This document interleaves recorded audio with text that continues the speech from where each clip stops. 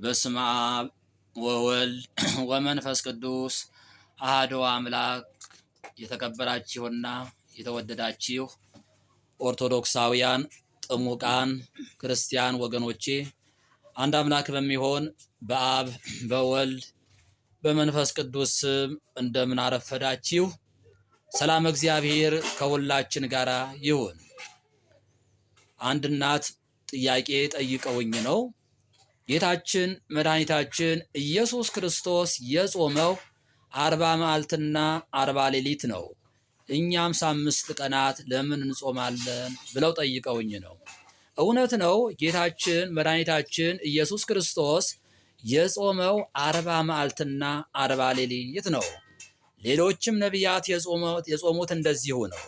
እኛም 5 ቀናት የምንጾምበት ምክንያት የመጀመሪያው ሳምንት ዘወረደ ይባላል።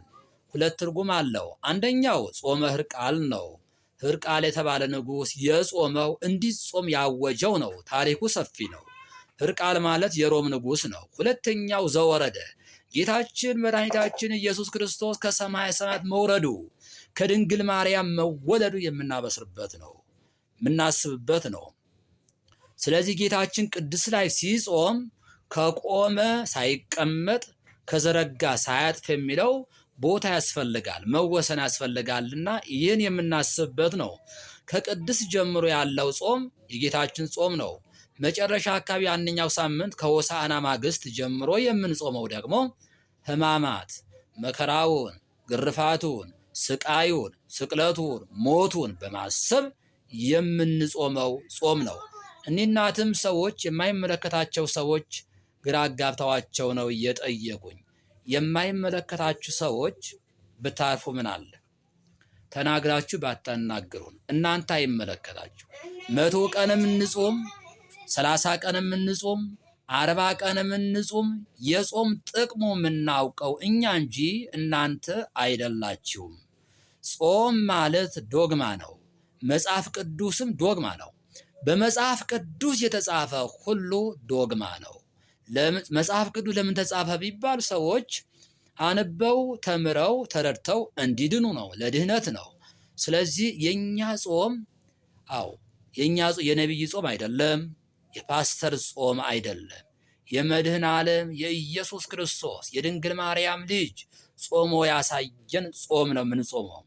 ነገር ግን የሚገርመው አገሬ ጋራ ሃይማኖት የግል የሚለው በታሪክ እንዳገኘሁት አፄ ኃይለ ሥላሴ ናቸው ይባላል።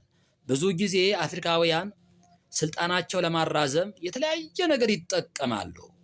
ትልቁ ስልጣኔ የአፍሪካ ስልጣኔ ምንድን ነው? ለስልጣን መሞት፣ ለስልጣን መግደል፣ ስልጣን ሲገኝ ዘመድ ቤተሰብ ማሳደግ። ይህ ትልቅ ስልጣኔ በአፍሪካውያን ውስጥ ማለት ነው። ስለዚህ ይህ ታሪክ የሰጡ ሀገሬ ጋራ ሃይማኖት የግል ብለው የተናገሩ እሳቸው ናቸው ይባላል። የራሳቸው ጥቅም ነው። ስለዚህ መብት ስላገኛችሁ አርፋችሁ ቁጭ በሉ። እንደ እውነት የማን እንደሚበልጥ ሁላችንም እናንተም ታውቁታላችሁ። አጅሬ ጠላት ዲያብሎስ እስርስር አድርጎ ይዟችሁ ነው እንጂ ድነት የሚገኝበት የት እንደሆነ ታውቁታላችሁ። ያመነ የተጠመቀ ይድናል። አምኖ ከተጠመቀ ይድናል። ካልጠመቀ ደግሞ ይፈረድበታል። ይህ ሕያው ቃል ነው። ስለዚህ የኛ ጾማችን ጸሎታችን ሕያው ነው፣ ከእግዚአብሔር ጋር የሚያገናኝ ነው። ከመተቸት ይልቅ ከመናቅ ይልቅ ከቻላችሁ ወደኛ ኑ፣ እውነቱን ተከተሉ፣ ዳኑ። እኛም ድነታችሁን እንፈልጋለን። አለበለዚያ ግን አፋችሁ አትክፈቱ፣ አትቀባጥሩ። እኛ እኮ እንደናንተ የማንናገረው ለምንድን ነው? ከአፍ የሚወጣው ሰውን ያረክሰዋል ይላል እግዚአብሔር ቃል። ስለዚህ ላለመርከስ ነው እንጂ ከእናንተ የተሻለ እውቀት አለን። በእውነት አሁን ይቅርታ አድርጉልኝና እንደው የእስልምና መጽሐፍ ዛቡር የሚባለው መጽሐፍ ጥንቅቅ አርጌ ተምሬዋለሁ። አሁን ባወጣላችሁ እጅግ ትገረማላችሁ። ዛቡር የሚለው መጽሐፍ ኮርስ ወስጄበታለሁ። ምን አይነት እንደሆነ በጣም ያውቀዋለሁ። የኛ የኦርቶዶክሳውያን ሊቃውንት እውቀታቸው የነሱ ብቻ ለሚያውቁት የነሱ ጠንቅቀው ካወቁ በኋላ የሌላውም ያውቃሉ። ሌላው ያውቃል። ስለዚህ ኦርቶዶክስን የሚያህል ሃይማኖት በፍጹም የለም፣ በፍጹም የለም።